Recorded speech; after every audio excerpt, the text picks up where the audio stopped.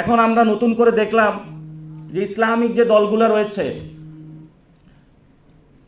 এর মধ্যে সুন্নি তারা তো আওয়ামী লীগের সাথে ছিল, হেফাজতে ইসলাম বিএনপির সাথে ছিল, কিন্তু হেফাজতে ইসলামের যখন লাশগুলো সাপ্লাই একের পর এক পড়তেছিল, কই সেদিন তো বিএনপির একটা নেতাকেও আমরা উকি দিতে দেখি নাই। সাপ্লাই যখন আমাদের আলেম বাইরা এখানে একের পর এক শহীদ হচ্ছিল, আপনারা তখন গুলশানে বসে অন্যান্য আওয়ামী লীগের সাথে ব্যাংকের ভাগ বটোয়ারায় ব্যস্ত ছিলেন। আলেমদেরকে এটা বুঝতে হবে। নতুন করে তারা আলোচনায় নিয়ে এসেছে যে জামায়াত ইসলামের হলো মওদুদি ইসলাম এবং ওনাদের একটা হলো মদিনার ইসলাম। একই সাথে বক্তব্য দিলেন সালাউদ্দিন সাহেব। আর মদিনার ইসলামে আপনি চাঁদাবাজি দুর্নীতি কোথায় থেকে পাইলেন?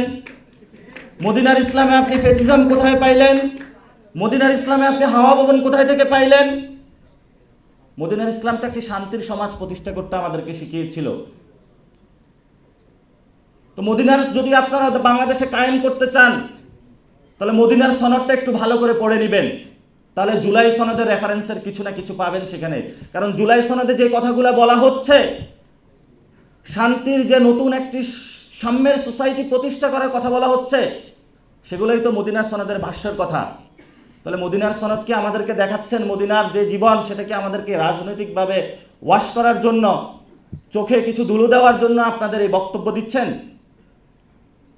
দীর্ঘদিন ধরে জামায়াত ইসলামিক এবং কওমি আঙ্গনে দীর্ঘদিন একটি কথা বলে পড়ে থাকে যে সাহাবীদের মেয়ারে হক বা সত্যের মাপকাঠি। এনসিপি তো সাহাবীদেরকে সত্যের মাপকাঠি জানে, তাহলে হেফাজতে এনসিপির সাথে আসুক।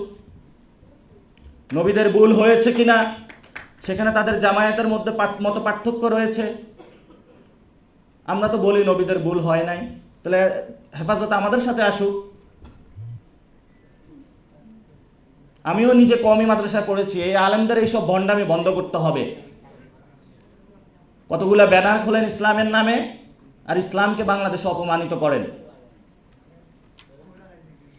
একজন নতুন করে সমীকরণ সাজাচ্ছে, যেহেতু জামায়াত ওইদিকে ইসলামিক ব্লক গড়তেছে, হেফাজতের জিরি মাদ্রাসা পটিয়া মাদ্রাসা ঘুরে ঘুরে আলেমদেরকে হলো ট্যাবলেট খাওয়ায়া ইসলামের নাম দিয়া নতুন করে হলো ধানের শীষে তাদেরকে ভোট দেওয়ার পায় তারা চালাচ্ছে।